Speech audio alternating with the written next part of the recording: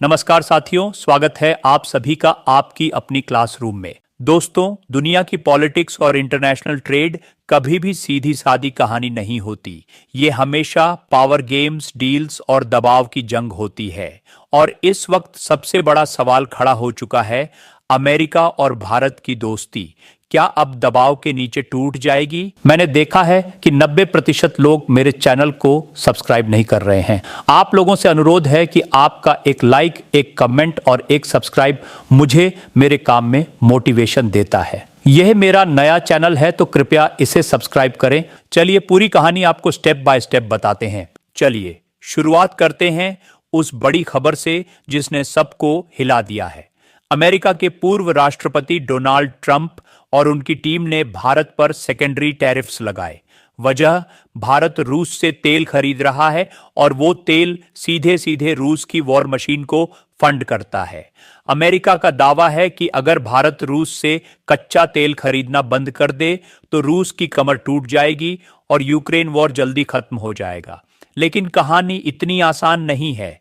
America का दबाव और जेडी वांस का बयान। अमेरिका के वाइस प्रेसिडेंट जेडी वांस ने एनबीसी के कार्यक्रम मीट द प्रेस में साफ कहा कि ट्रंप ने ये टैरिफ्स इसलिए लगाए ताकि रूस की ऑयल इकोनॉमी कमजोर हो और वो युद्ध लंबा ना खींच सके। उनका तर्क है कि अगर रूस की जेब खाली हो गई तो वो मजबूरन बातचीत की टेबल पर आएगा। जेडी वांस का कहना था, ट्रंप ने भारत पर टैरिफ्स लगाकर रूस को यह मैसेज दिया है कि अगर हमले रुके तो रूस को फिर से ग्लोबल इकोनॉमी में जगह मिल सकती है, लेकिन अगर वॉर जारी रहा तो उसे अलग थलग रहना पड़ेगा।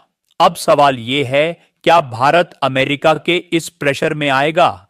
भारत का पलटवार, विनय कुमार का बयान।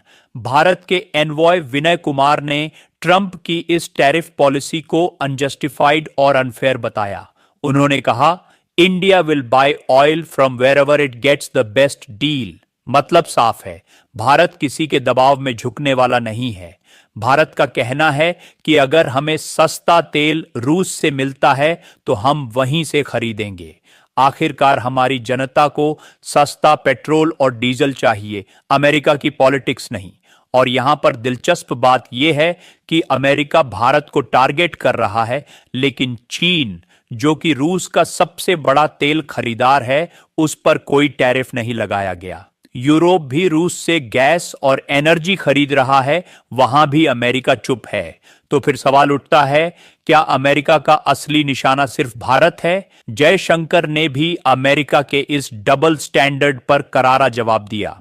उन्होंने कहा कि अगर अमेरिका को रूस से तेल खरीदने में दिक्कत है तो खुद मत खरीदो, लेकिन दूसरों पर रोक लगाना और खुद चुपचाप इंपोर्ट करना, यह दोगलापन है। आप लोगों से रिक्वेस्ट है, मोदी जी की इमेज फिर से ऊपर करने के लिए आप कमेंट करिए मोदी।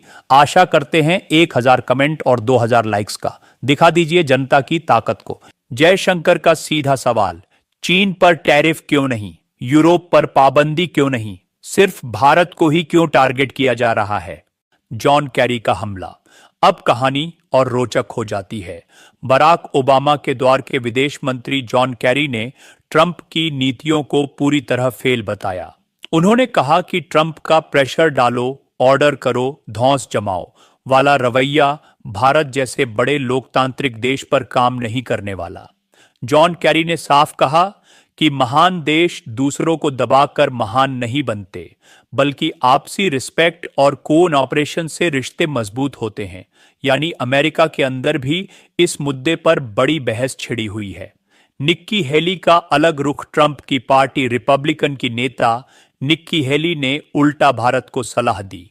उनका कहना है कि भारत को ट्रंप के पॉइंट्स को सीरियसली लेना चाहिए। उनका मानना है कि भारत और अमेरिका के रिश्ते इतने पुराने और गहरे हैं कि इन्हें बचाने के लिए भारत को लचीलापन दिखाना चाहिए।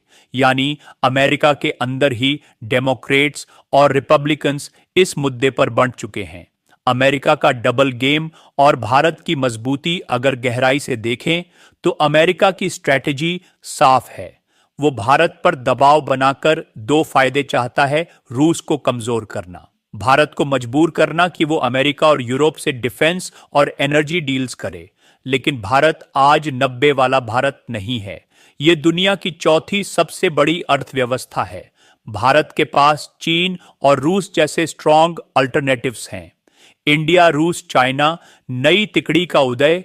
अब यहां पर एक बड़ा मोड़ आता है। एक्सपर्ट्स का कहना है कि ट्रंप की टैरिफ पॉलिसी ने अनजाने में भारत, रूस और चीन को एक साथ ला दिया है। मनीष भंडारी, CIIA और वॉलम कैपिटल के मुताबिक ये तीनों देश मिलकर दुनिया की 1/3 अर्थव्यवस्था को कंट्रोल करते हैं। रूस के पास एनर्जी है, चीन के पास मैन्युफैक्चरिंग है और भारत के पास सर्विस सेक्टर और सबसे बड़ा कंज्यूमर मार्केट। तीनों मिलकर $5 ट्रिलियन से ज्यादा का एक्सपोर्ट करते हैं और 3.1 बिलियन की आबादी रखते हैं। मतलब दुनिया का सबसे बड़ा कंज्यूमर बेस। डॉलर पर चोट दूसरा बड़ा मुद्दा है डॉलर। रूस और चीन पहले से डी-डॉलराइजेशन की कोशिश कर रहे हैं। भारत भी अब लोकल करेंसी में रूस से तेल खरीद रहा है। इसका मतलब अमेरिका के डॉलर डोमिनेंस पर सीधी चोट। ट्रंप के टैरिफ्स ने इस प्रोसेस को और तेज कर दिया है। डिफेंस डील्स और ग्लोबल स्ट्रेटेजी संदीप पांडे के मुताबिक अमेरिका सिर्फ टैरिफ्स नहीं लगा रहा, वो चाहता है कि भारत और बाकी देश डिफेंस डील्स सिर्फ नेटो देशों से करें, यानी रूस और चीन को ग्लोबल डिफेंस मार्केट से बाहर धकेला जाए। लेकिन हकीकत यह है कि भारत, रूस और चीन मिलकर दुनिया की 20% डिफेंस स्पेंडिंग कंट्रोल करते हैं और अगर ये तिकड़ी एक्टिव हो गई तो अमेरिका का डिफेंस डोमिनेंस हिल जाएगा। असली सवाल यही है, क्या ट्रंप की ये टैरिफ स्ट्रेटेजी अमेरिका के लिए उलटी पड़ेगी? क्या भारत, रूस और चीन मिलकर एक नया ग्लोबल ऑर्डर बना देंगे? क्या डॉलर का राज्य खत्म होने की शुरुआत हो चुकी है? और सबसे अहम, क्या अमेरिका अपनी ही पॉलिसी से खुद को आइसोलेट कर लेगा? भारत की पोजीशन आज भारत हाथी की तरह खड़ा है। हाथी के रास्ते में कितने भी कुत्ते भौंक लें, हाथी अपनी चाल चलता है। भारत ने साफ कर दिया है, हम वही करेंगे जो हमारे नेशनल इंटरेस्ट में होगा। ना अमेरिका की धमकी हमें रोक पाएगी, ना टैरिफ्स। तो दोस्तों, दुनिया की ये जंग अब सिर्फ रूस और यूक्रेन तक सीमित नहीं रही। अब ये ग्लोबल ट्रेड, डिफेंस और पावर बैलेंस की जंग बन चुकी है। अमेरिका दबाव डाल रहा है, लेकिन भारत अपनी जमीन पर मजबूती से खड़ा है। अब असली मजा तब आएगा जब आने वाले महीनों में मोदी की चीन यात्रा और पुतिन की भारत यात्रा होगी। वहीं से तय होगा कि आने वाला ग्लोबल ऑर्डर किसके हाथ में होगा, अमेरिका के या फिर भारत, रूस, चीन की नई तिकड़ी के। आपको क्या लगता है, क्या ट्रंप की टैरिफ पॉलिसी भारत को झुकाएगी या फिर ये पूरी दुनिया का समीकरण बदलने का ट्रिगर बनेगी? कमेंट्स में बताइए। जय हिंद।